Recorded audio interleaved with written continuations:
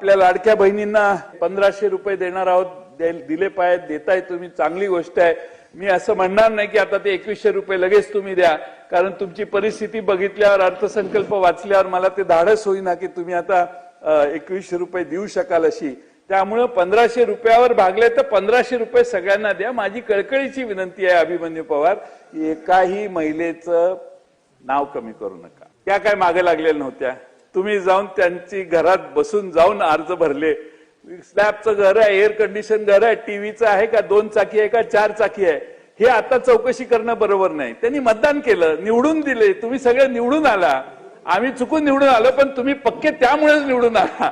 त्यामुळे तुम्हाला निवडून आल्यानंतर आता त्यांना कमी करणं, म्हणजे निकष लावणं, हे एकही महिला, सगळ्या नाही तर त्या झाशीच्या राणी होतील आणि मग ते फार पंचायत अभिमन्यू पवार गावाकडे जाताना होईल। त्यामुळे कुठल्याही महिलेचं नाव कमी करू नये अशी आमची कळकळीची विनंती आहे।